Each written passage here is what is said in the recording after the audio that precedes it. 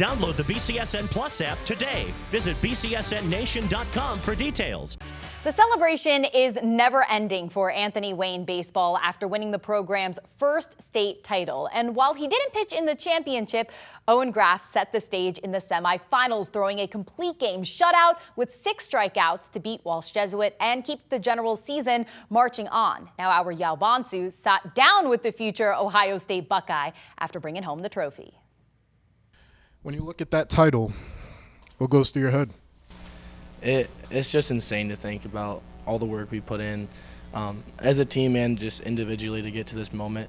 I recall, every Tuesday, Thursday, as a team, we're in the weight room puking, lifting weights, and running sprints, thinking like honestly, what the hell are we doing? Some of this stuff, like Coach John, they really knew what he was doing. I think in the long run, because look where it took us now, and I think individually, it's just amazing to see what the hard work and consistency of that craft of getting better every day leads to. It's everywhere in the team. We got sophomores stepping up and doing jobs. Jet Smith wasn't on our spring trip this spring, and then stepped up and earned the spot, and it's just done a hell of a job this spring, catching me, Jackson, Carter, Drew, our whole entire bullpen.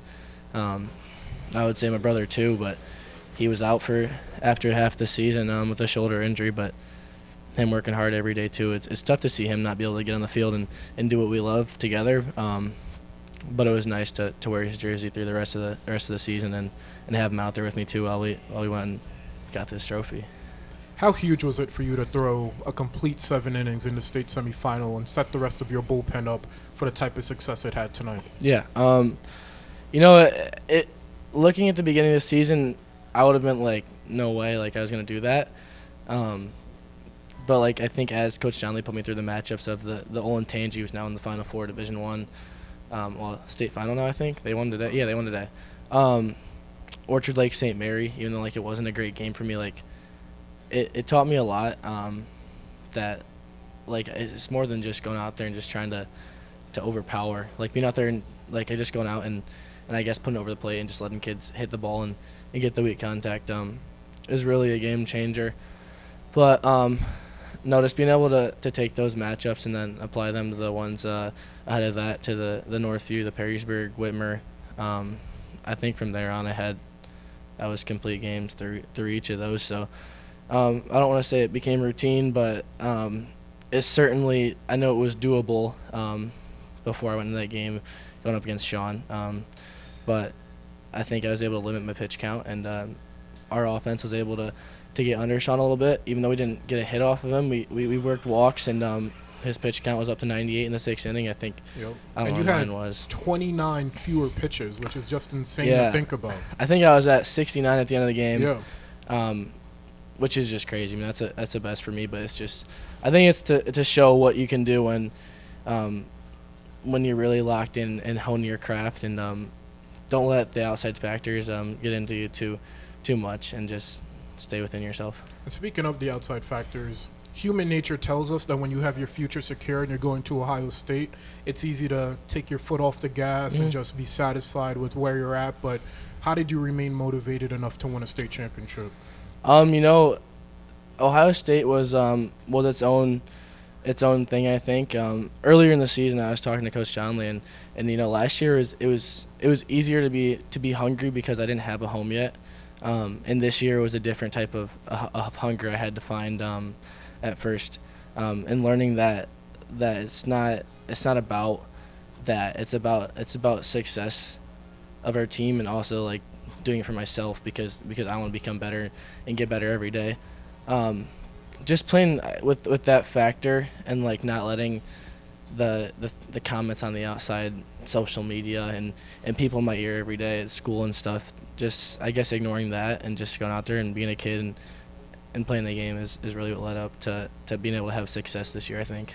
And you being a senior leader, coming into this season, what was the standard that was set that allowed you guys to win a state championship? Yeah, for sure. The first thing I do is just hold everybody accountable to the standard, and that was a state championship.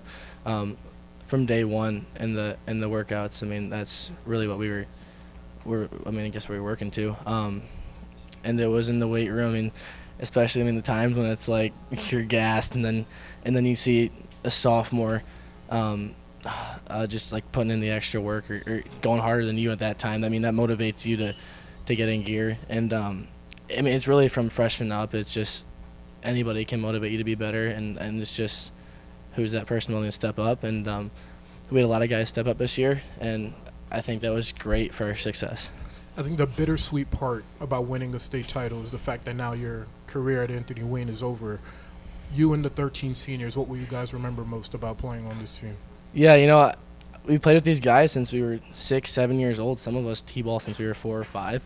I think it's so nice to go out on a fact of like a state championship, honestly, because you end a football season and it's not a state title. Kids are sad, but like there's nothing to be sad about. Like, we did it. Like, we did as much as we could, and we got the furthest we possibly could. And Anthony Wayne, we're the first team to do it, so it feels great. Just blessed to have this group of guys with us and be able to make that memory. That's a lifelong memory nobody's going to forget. We'll be sitting around the dinner table when we're with our family and kids older in life, and we can look back on this and just see what happened.